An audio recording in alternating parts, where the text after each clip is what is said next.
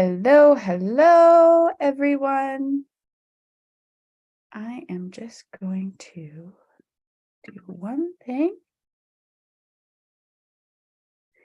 and then we will get started.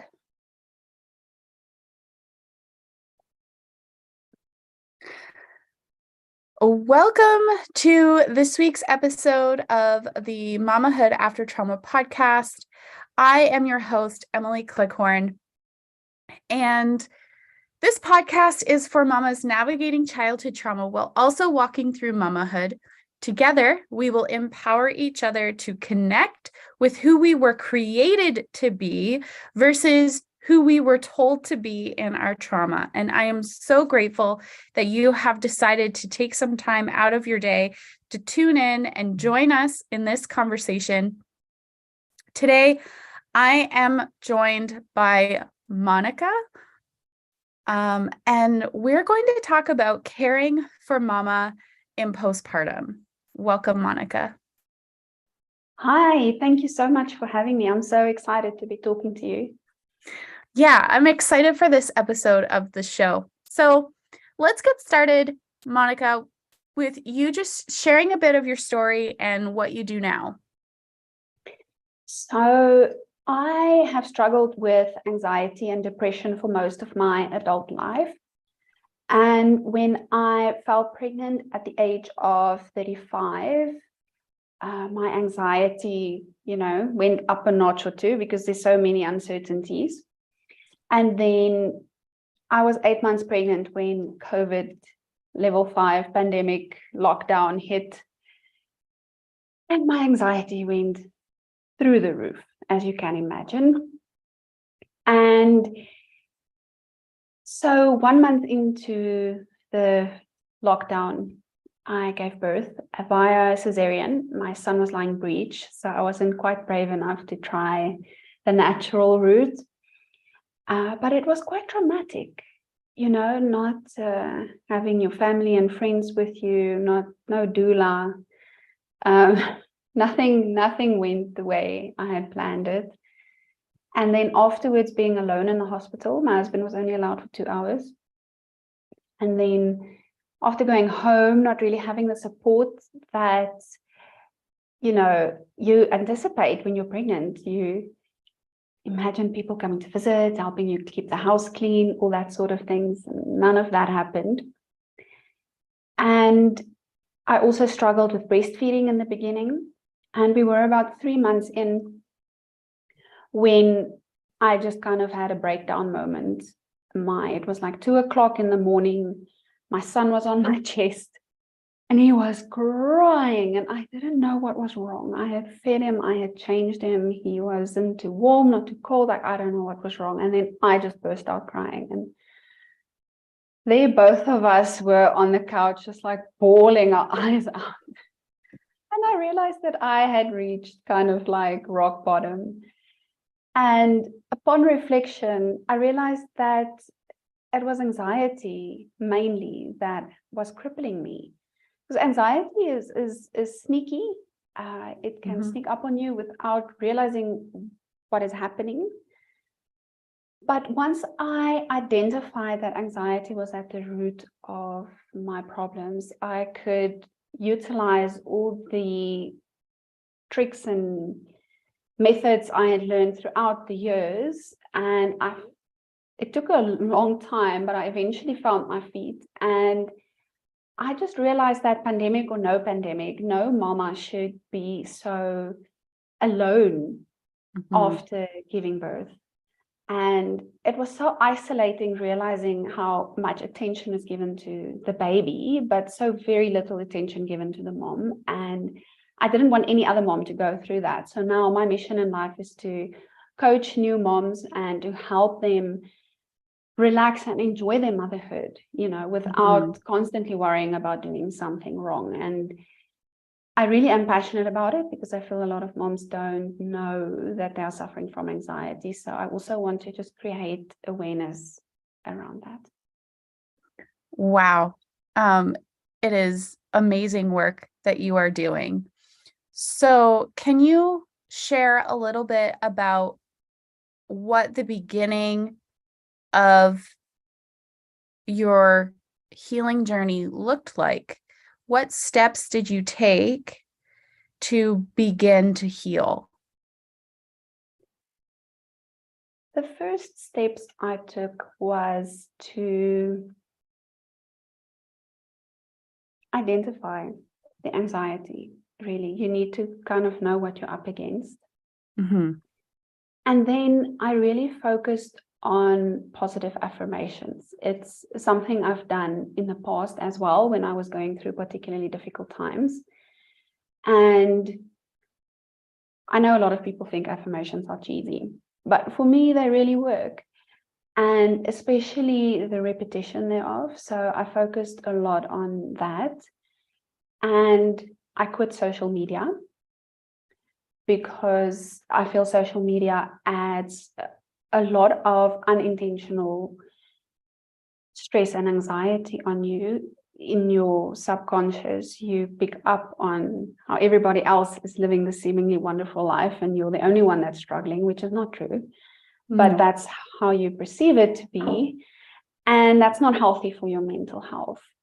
So I pretty much quit social media. And yeah, I started focusing on Pilates and eventually on yoga. That was kind of the start of my journey. Wow. So I also have found success with positive affirmations, and really going back to your first step of acknowledging what the situation was. What did that situation look like? What were your, I don't know, for lack of a better term, symptoms that really tipped you off that it was anxiety and not something else? So a number of things. And the biggest thing that I noticed was I had this constant feeling like I had to be doing something. I needed to do something, but I didn't know what. Didn't matter what I did. I had this feeling like this, I'm forgetting something, I'm supposed to be doing something else, or there's something important that I'm forgetting, and it just like gnawed at me. I struggled to sleep because I had so many things going through my mind. I couldn't say no. And this ties in very closely with the people pleaser. So I've classified myself as a recovering people pleaser. Me too. Yeah, because you want to please everyone, so you don't say no, but then you just pile on more on your to-do list, and that adds to the anxiety. And so and you also start resenting the people around you. And remember, now it was pandemic, so the people around me was my husband. So this put a lot of strain on our relationship as well, because I started resenting him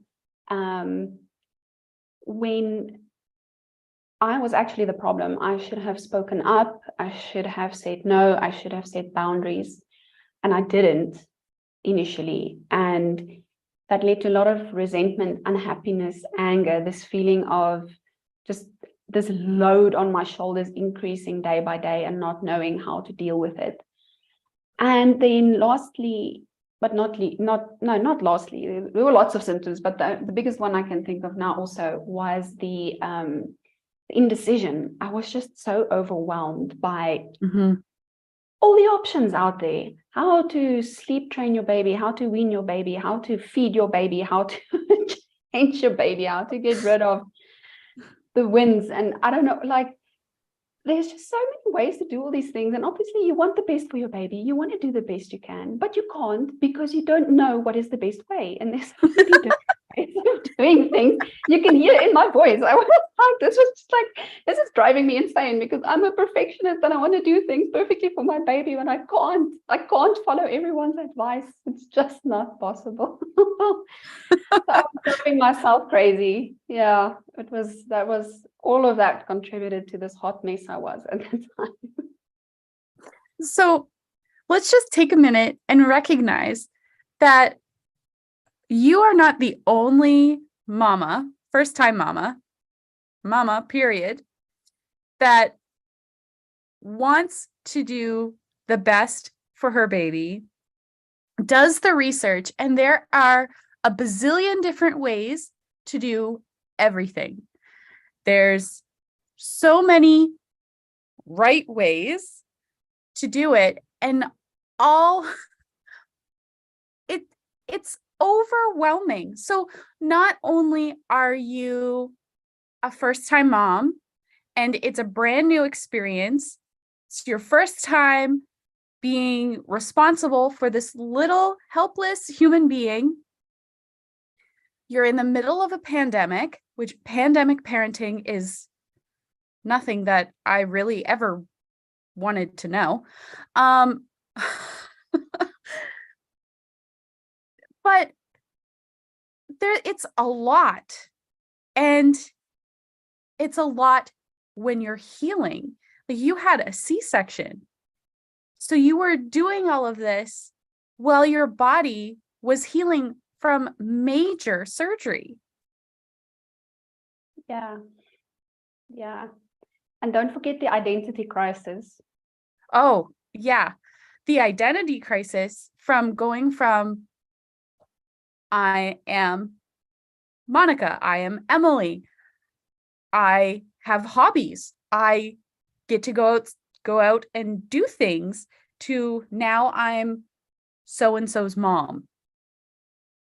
And when people look at us, they say, oh, how so-and-so, and they don't ask about me anymore. Yep. I'm invisible now. Yep. And I don't know what your experience was like with the lockdowns in your jurisdiction, but when someone comes to visit and they ask how baby's doing, but they don't ask how you're doing, it gives the perception that they don't give two flying rips about you. They only care about baby. Yep. And it is so isolating.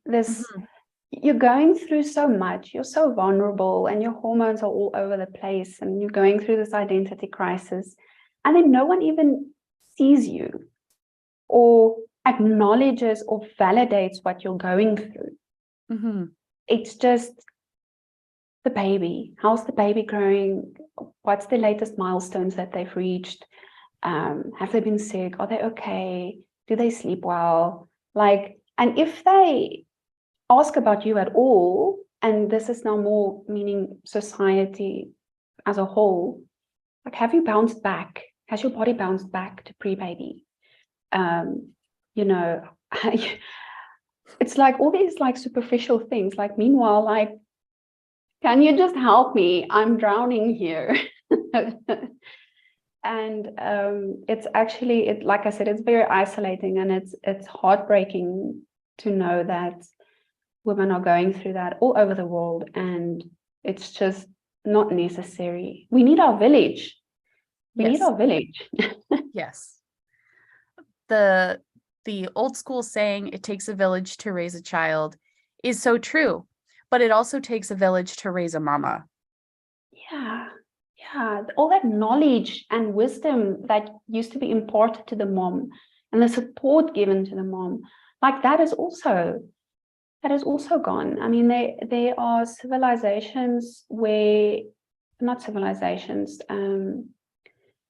there were societies where the mama was so cared for. Like, she almost didn't have to lift a finger for the first 4 months after giving birth. all she had to do was take care of the baby and feed the baby. And everybody else would care for everything else, because mama's body needed to heal. Because whether you go through C-section or natural birth, I mean, it's a huge adjustment on your body, and you need to recover and spend that precious time with your baby. But these days, we're up and going the moment we can, and you're supposed to run a household, run a career, be the perfect wife, all of that. And there's just no space for mom to really come to grips with all the changes physically and mentally that she's going through. And it's heartbreaking. It is heartbreaking. And there hasn't been, I believe that it's beginning to change now a little bit. There hasn't been a space where moms could come forward and say, hey, I'm struggling. This is a lot and I need help, without people in society saying, you chose to be a mom, suck it up and deal with it. You chose it, deal with it. And that is so toxic. It is very toxic. It actually makes me speechless. It makes me so angry when I think about it. So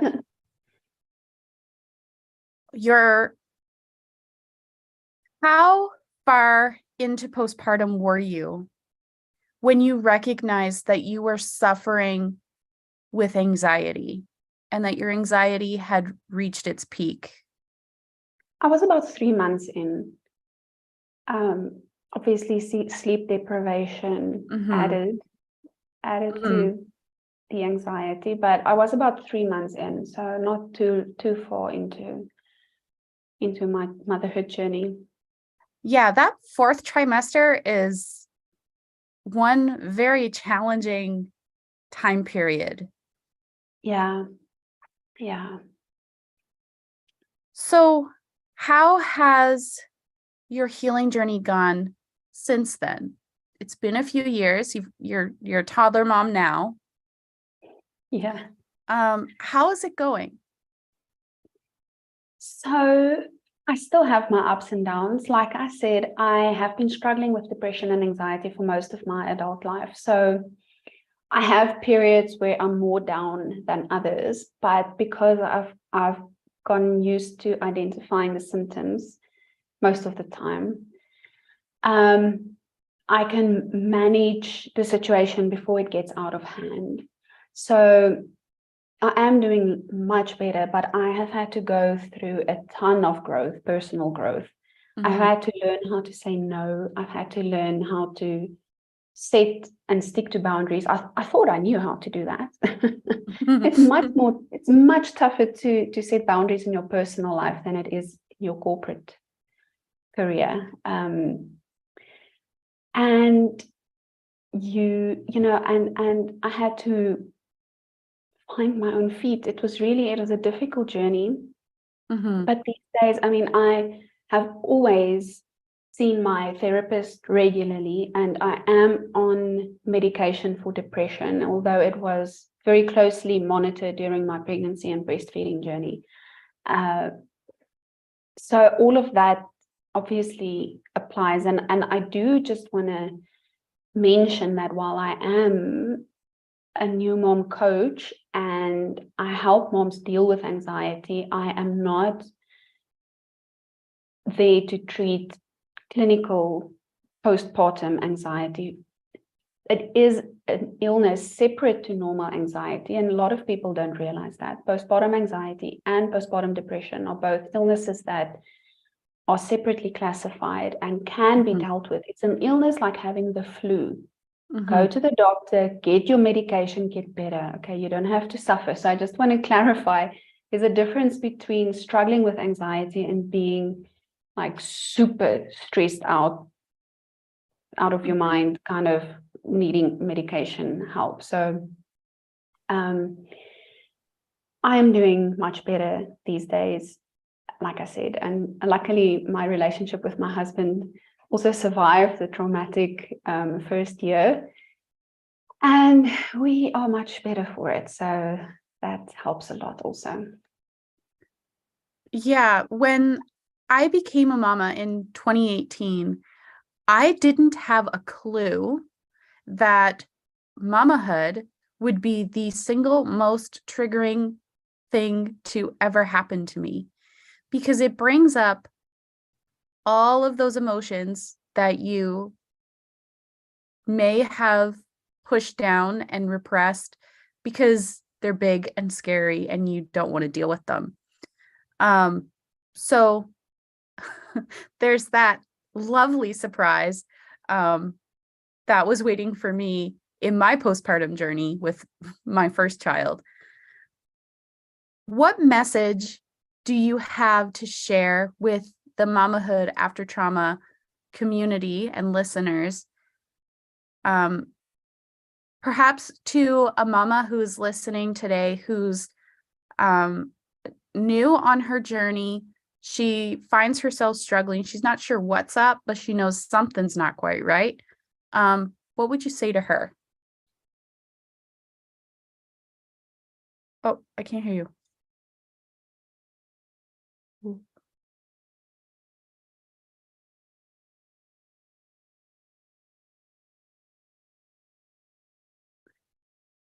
Oh, technical difficulties, my friends.